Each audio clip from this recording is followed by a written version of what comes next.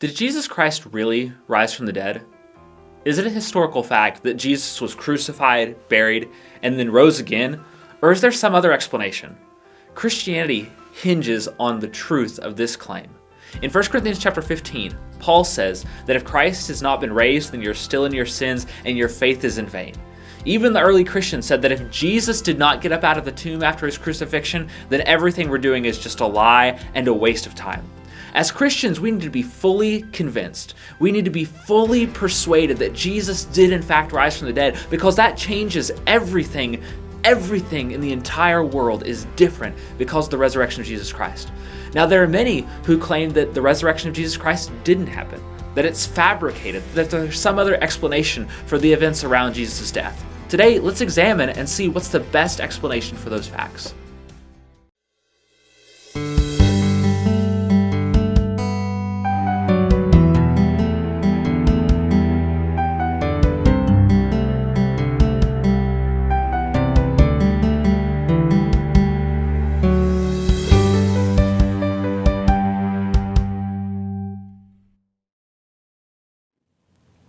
In a previous video on the resurrection of Jesus Christ, we made a positive case for his resurrection based on 4 minimal facts surrounding his death. If you want to check out that video, you can see it down in the description. You get a link for that, and then come back and see this one because we're going to be using a lot of that information. But if you've seen that video, let's quickly review what we know from the minimal facts around the death of Jesus Christ. The first fact is, in fact, that Jesus was crucified and that he was buried.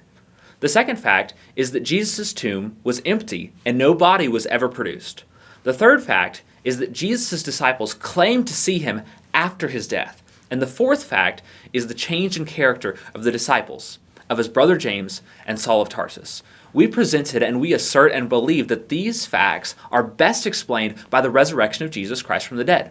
However, perhaps there's other explanations that might explain the empty tomb or some of these other things. We want to examine those today to see if their claims give the best explanation of these facts.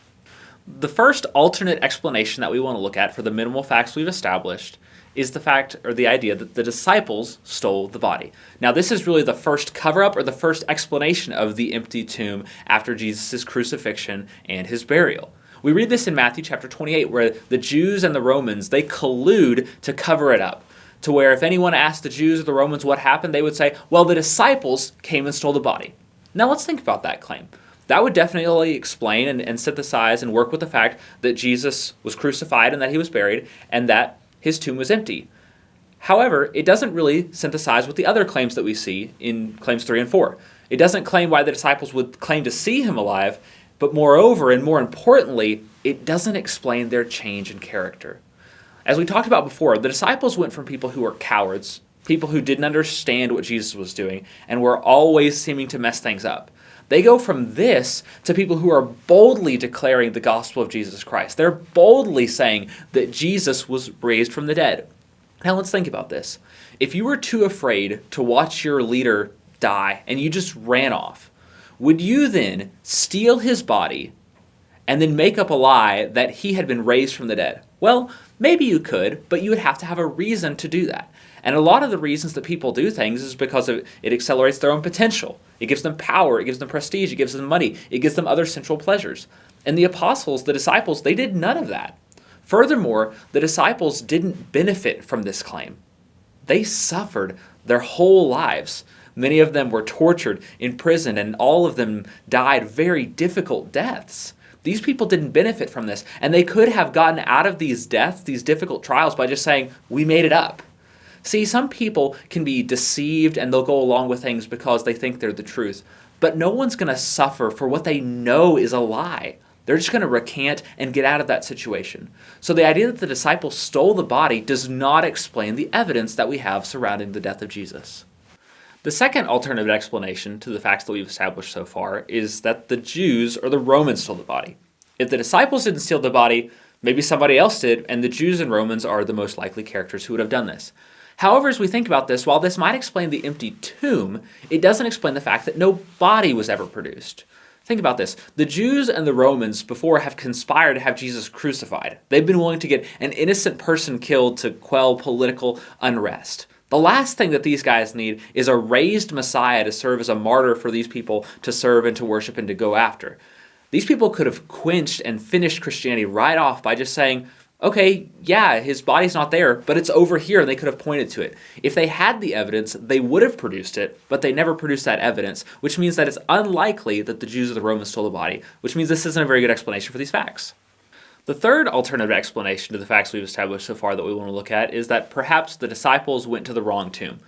As we read in the gospel accounts, the first people to get to the tomb and find it empty are women. And the idea is that perhaps after a weekend of grief from Jesus' death, of sorrow, of being completely exhausted and it being dark, they just went to the wrong tomb and found it empty, and they went and told the disciples that, hey, his tomb's empty, and they went to the wrong tomb also. And this seems unlikely, for no other reason than the reason number 2 that we've talked about, is that no body was ever produced. Because here's the thing, this was the tomb of a well-known man, a man named Joseph of Arimathea. He was rich, he was well off, he was well known. People would have been able to find him and see where his tomb was. And guess what's going to happen if people go to the wrong tomb?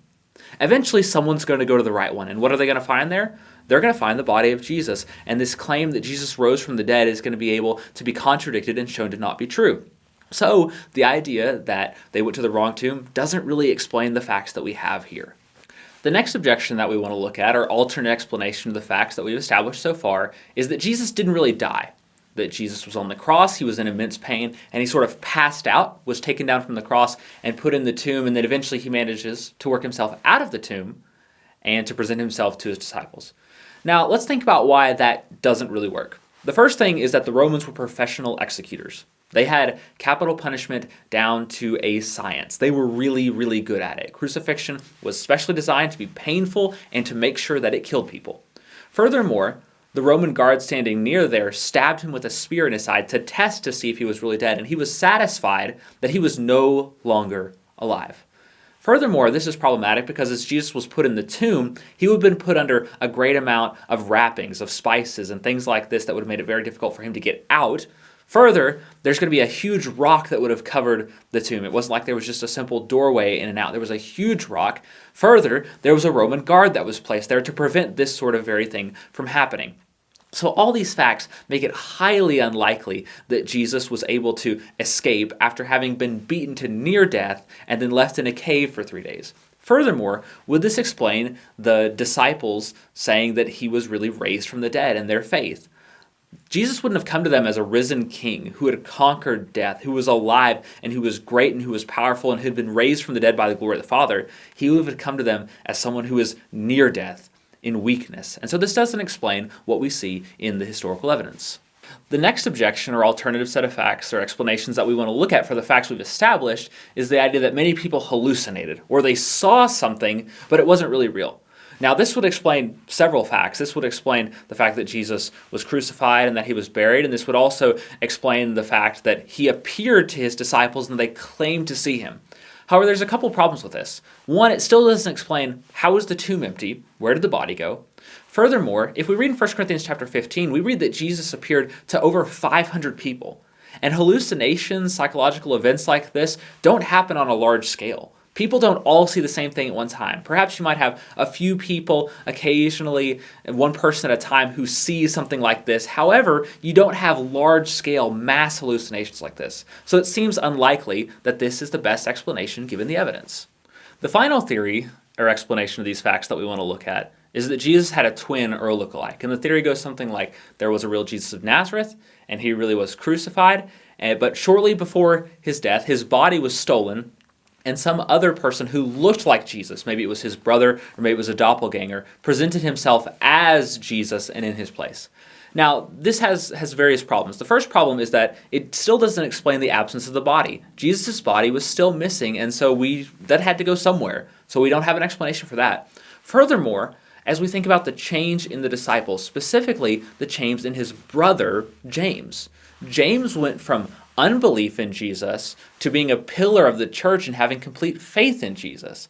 If anyone would have known that the person here is not Jesus or that Jesus had a twin, it would have been James. He would have been easily able to debunk this because of his familial relationship with Jesus. So it doesn't explain that fact either.